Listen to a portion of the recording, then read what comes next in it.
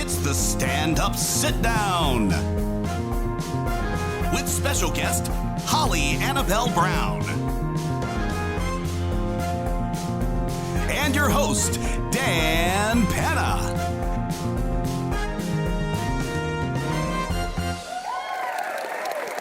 Hey, welcome to the show, everybody. Welcome. I'm your host, Dan Penna. Wow, it's the most wonderful time of the year, or more like the most repetitive time of the year. Dude, there's only like 20 Christmas songs. Sure, they're sung by different artists, but oh my God, it's so annoying hearing the same old tunes. If anyone's doing the holidays right, it's those who celebrate Kwanzaa. I know like 0 Kwanzaa songs. The only thing that they have to deal with that's annoying is other people wishing them a Merry Christmas. There's like one new Christmas song. It's called Christmas Shoes.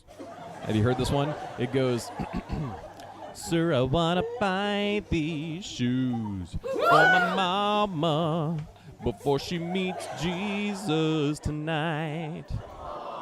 Thank you. I know. First of all, I've got questions about that song. I mean, like, kid, who dropped you off at the shoe store while your mom is dying? Also, what makes you think your mom wants shoes before she passes on? Do you think she's going to meet Jesus and he's like, hey, lady, welcome to heaven. Also, those are some sweet Jordans. Dude, if your mom is dying tonight, you should probably go home and spend some time with her. Unless, of course, this is your long con into getting some fresh new kicks that you know your mom isn't going to wear, and so you're hoping she's going to gift them to you. Then, if that's the case, carry on. I respect your game, sir. Oh my gosh. I went to a white elephant party in Texas. Yep. I tried to fit in, so I brought a gun as my gift. Everyone seemed to love it except for the security team at the center. Apparently, a gun in wrapping paper is considered a concealed weapon. Who knew? Now I'm required to check in with security when I visit Meemaw and Peepaw. Everyone's throwing an ugly Christmas sweater party these days. Boring. Switch it up, maybe. Throw like an ugly Christmas friend party. Santa Claus is a weird mythology, right? Like a stranger comes into your house through the most inconvenient opening, the chimney, and gives you presents if you're a good person and coal if you're a real shitty person. Strange. But not as strange as the Dutch mythology. According to them, Santa Claus visits you with his friend and bouncer, Black Pete. Yep. It's as bad as it sounds. If you're a bad kid, Santa has Pete put you in a bag and then he hits you with sticks. And if you're a really bad kid, Pete takes you to Spain. That's I'm not making that up. That actually sounds not that bad. Spain has paella. I fucking love paella. Which leads me to believe that the real punishment is hanging out with Pete. He must be like a really shitty travel companion or something. He uses both armrests on the plane, keeps a tight itinerary, and still uses traveler's checks. You guys, we've got a fantastic show for you. Comedian Holly Anabel Brown is here, so whatever you do not go away.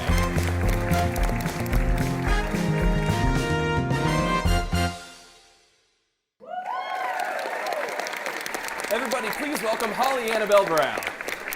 Hey, welcome to the show. Thank you so much for having me. Please take a seat. Oh, of course, my pleasure. Welcome to the stand-up sit-down. Thank you so much for having me on. Absolutely. And the beer. Absolutely. Yes. I see it ready for me. Yes, and I have my whiskey Shall here. we just toast at the top? Absolutely. Wonderful. Yeah. Holly is a Los Angeles-based stand-up comic. Mm-hmm. What got you started into comedy? Like, what was your...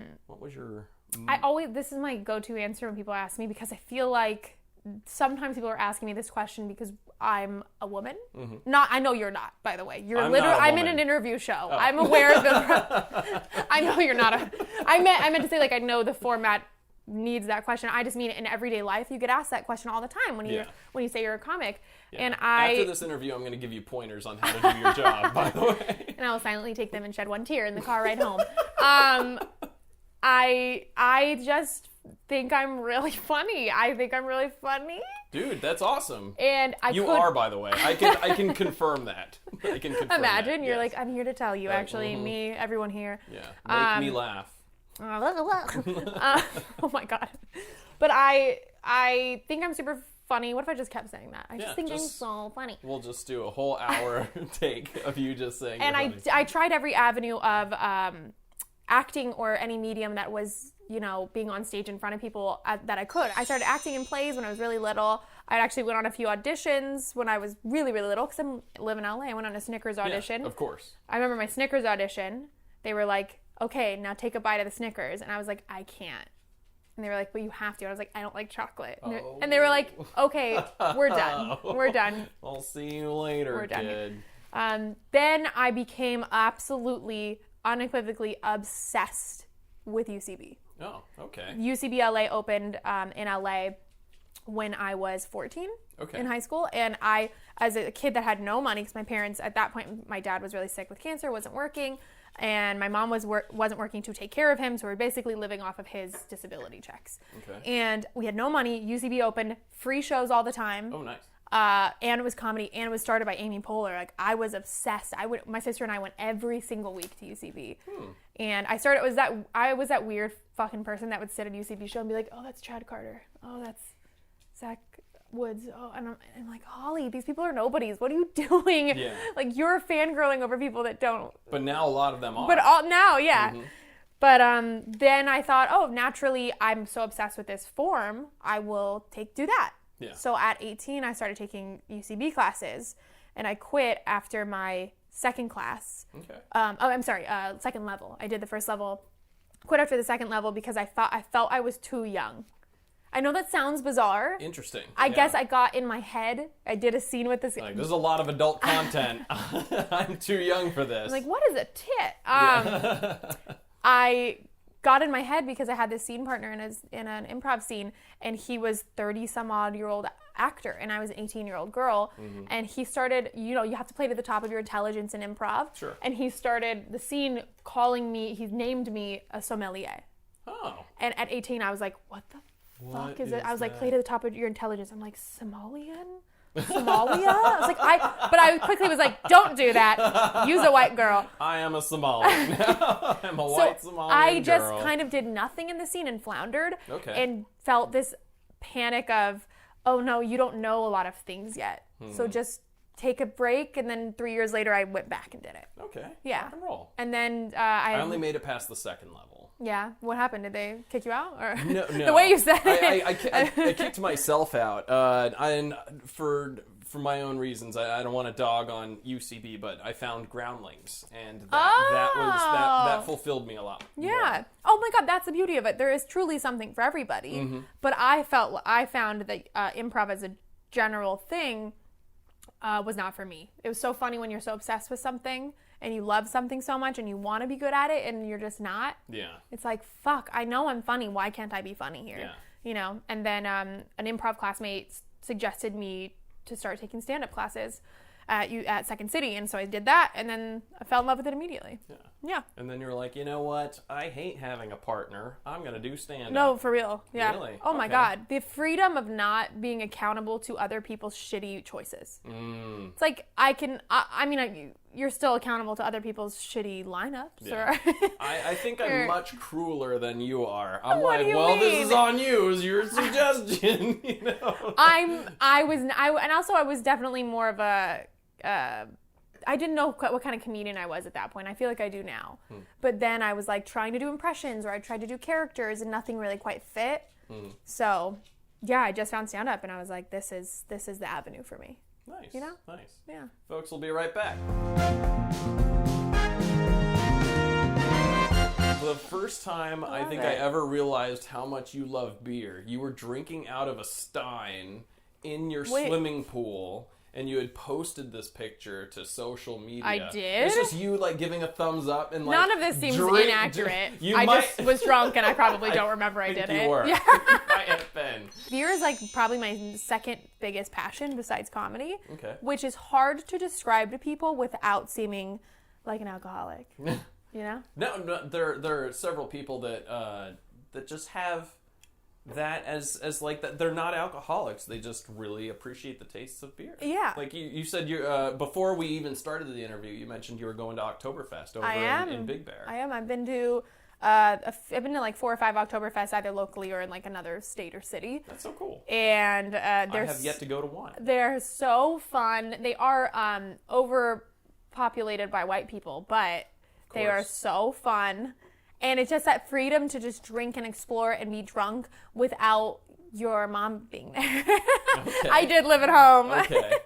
For most of the time. Does she normally kind of wag her finger at you when you drink the beer? She just goes, "Oh, Holly," and that's it. Well, your siblings, are they also as interested in beer drinking as yourself? They love beer, but they kind of defer to me for any beer knowledge. Yeah. Because I found that beer is like my math or my science or something like that. You know, where there's one subject in school that you really did well in, and I always did well in creative ones or English and stuff, but then when it came to your beer studies, I fucking suck at math and I suck at science, all that shit, but then you introduce an element of something you really like into the actual literal equation, and suddenly I'm like, actually you need to brew it at this temperature so you can release this type of ephemeral taste from the grains, and I'm just I sound like a scientist. Have you ever thought about being a brewmaster? I have. They don't make a lot of money. I don't know what the fuck I'm saying that for. I'm a stand-up comedian. Bad. They don't. Yeah, unless you're like a brewer for Stone or something, they don't make a ton of money. So it's very. I'm as much as I'm passionate about it, it feels like it would be a whole new venture to take on with stand-up. That I'm like, I want this to be. Stand-up was my hobby for a long time, and comedy was my hobby, and I kind of just still need that hobby. Yeah. You need a career and you need a hobby. Yeah. Drinking is my hobby. I like that. That's cool. And you also don't need to monetize every single thing that you love. Yeah. Totally. Folks, we'll be right back. Hey everybody, we're back. I'm Dan Penna, sitting down with Holly Anabel Brown. And my beer stain. And her beer stain. Folks at home, I don't want you to think I didn't see this, because I do. It's just one of those things where it becomes you. You are the beer stain. You are the stain. I'm the stain. Yeah. Well, I got jealous and joined you with this sweat stain. I splashed Dan with some beer just so we could join in. Yeah, we were just talking about beer, but moving on just a little bit from beer. Bummer. Well, I'm not having any fun anymore. I wanted to talk about your shoe business. Cool. You do this thing where you take requests, and you paint.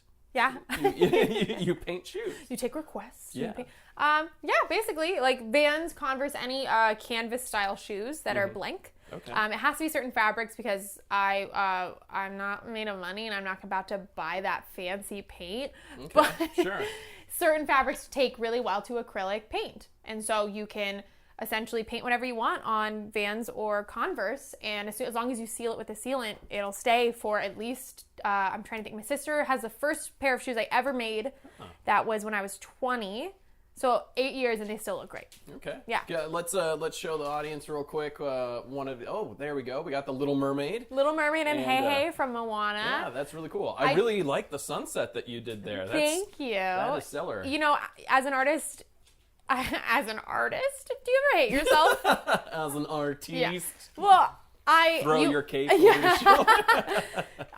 You have to, it's hard on such a small scale to adapt anything, honestly, on like these tiny little shoes. So essentially, people will request the most intricate of designs, and I feel like the amount of work that goes into just figuring out the dimensions, so I have to literally scale like centimeter by centimeter and inch by inch, so I can make sure I can get someone's entire face on a thing, or the entire backdrop of a movie on something. So It's really hard.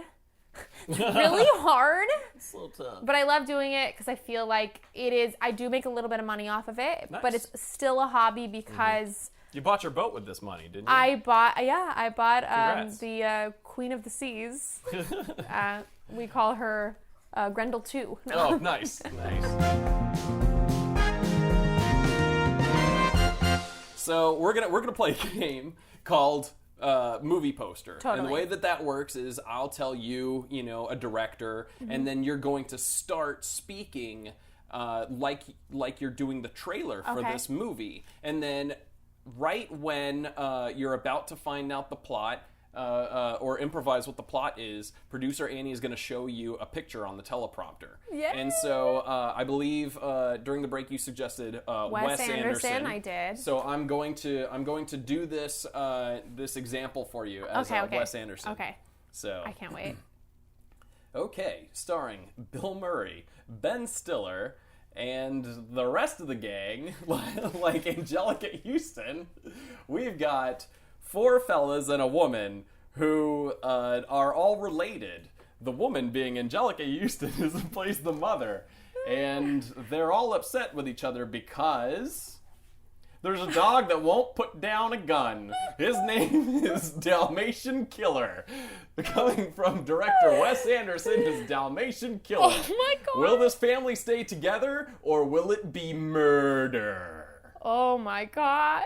So that's movie poster. That right there. was the most perfect photo I've ever seen for a Wes Anderson anything. All right, is it my turn? Yeah, it's your turn. So you give me a director? Yeah, I'm gonna give you Jon Favreau. Whoa, yeah. Jon Favreau. Yeah, so he's done like Elf and Iron Man. Mm-hmm. Okay, am I rolling? Okay, and go. In a world where Robert Downey Jr. is yet another superhero, it is not Iron Man. No, it's not even in the Marvel Universe. This superhero has 3 things about him, and I'm going to tell you what they are now. He loves sunglasses. Give him a pair of sunglasses, he'll fucking... Oops, didn't mean to curse in this trailer.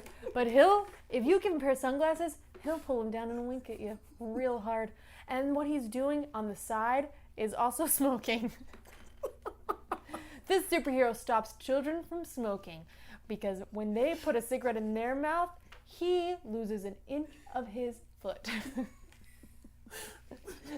And this movie is called Iron Man 5. Okay. Steven Spielberg. All right. Steven Spielberg presents a movie about a child. Steven Spielberg likes children. It's Steven Spielberg's movie. And there's a kid in it. You bet he's young. And this kid's name is Jeremiah Christmas Ghost the 5th. He's a Christmas ghost. His name is Jeremiah. And he's exploding with fun. But in his knapsack of toys is not toys. In his knapsack is powder. It's baking powder. Because he's come to give cakes to every child in need. It's honestly a sad movie. What's the movie's name? This movie is called Christmas Cookies. With the question mark. This next one is going to be James Cameron. Whoa. Mm-hmm. All right. So this is going to be a blockbuster. Okay. You count me down. Okay. 3, 2, 1, and go. James Cameron is back, and he's got a doozy for ya. James Cameron with Edward Furlong? He's here? Edward Furlong and the entire Hanson brothers. All of the Hanson brothers in one film. And this movie is about aliens, but also set in the past. This movie is crazy. It's got a spectacle for sights and sounds and smells. Smell-o-vision 10, 20, 40. I just listed numbers. This movie stars Edward Furlong, and it's about one guy who looks like all the other guys that also look like cavemen, struggling to get the last piece of the puzzle. And what is that piece of the puzzle? How does one do it? You just have to tune in and watch this movie to find out. What's the name of this movie? It's the most vague movie title you can possibly think of. This movie is called Groin. That's brilliant. I can't wait to see Groin. It's going to be a good one. Groin. That was so fun. That was amazing. I love that game. Groin was pretty good. Not as good as Christmas cookies. Yeah, but Christmas I cookies. told you. I fucking told you I'd peak on Christmas cookies. Question mark.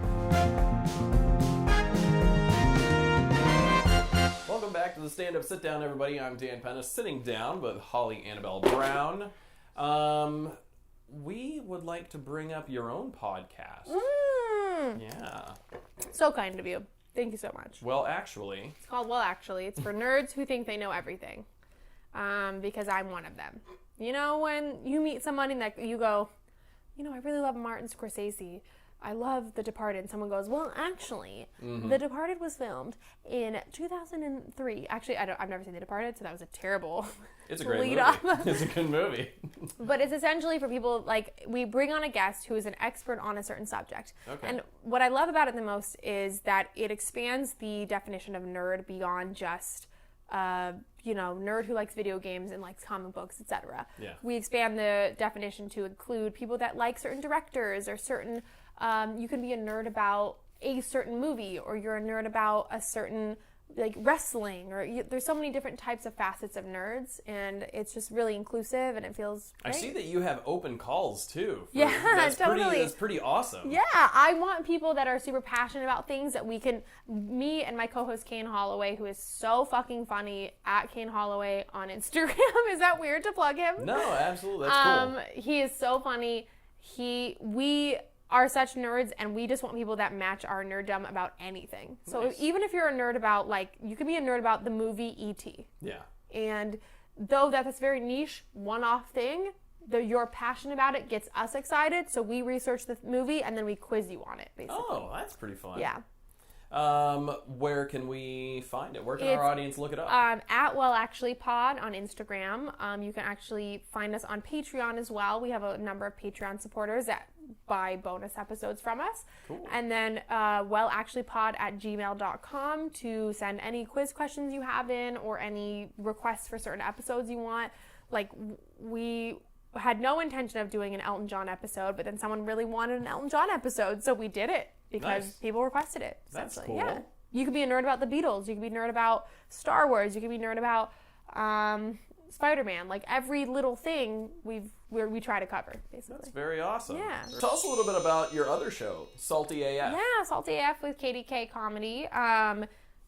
Katie and I have been doing this show for like almost 2 years, I think, and we just we have 3 different venues in LA. We have one in Washington D.C., but we have different shows for pretty much anybody. Like, we have a show at a tea shop, so it's very simple and calm and fun. Yeah. Then we have a show at a cat cafe, so it's very niche. If you like cats, if you're not allergic. I am allergic, which I found out through the show. Huh. But How are you allergic? Is it like itchy eyes? You just hives? for or... sure. Very itchy eyes, lots of hives.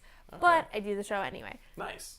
And then we also have a show at 2-Bit Circus in downtown LA, which is kind of like its own Dave & Buster's meets a carnival, in a way. Have you been to 2-Bit Circus yourself? Sounds awesome, and I have never been. No. It's fucking awesome. It's like Dave & Buster's games meets VR meets escape rooms. It's very high-tech, very innovative, awesome. But we try to honestly tackle venues that are a little weird and a little untouched by stand-up. So if you've got a weird venue, we're ready. Hit this woman up. Yeah. I would like for you to plug your social media. Where can everybody else follow you? You know, where can they find out more about you? Well, thank you, Dan. One of my co-hosts on the Today Show. Thank you, Dan. Thanks, Dan. I'm on Instagram as Holly Anna Comedy. That's Anna with one N. I really made that difficult. I'm also it's going to be edited in, I assume, right here. Facebook at Holly Anabel Brown. I don't really actively use Twitter besides just to read the president's dumb tweets. And I don't really use any other social media websites. So really, Instagram and Facebook is where you can find me. Sure. HollyAnabelBrown.com for all my shows and dates and videos of my stand-up. You've got your portfolio and everything else Yeah, up there. absolutely. Yeah. Mm-hmm. Holly, thank you so much. It's Thank been so you, Dan. awesome having Thank you so on. much. You folks, thank you so much for joining us, and we'll see you next week.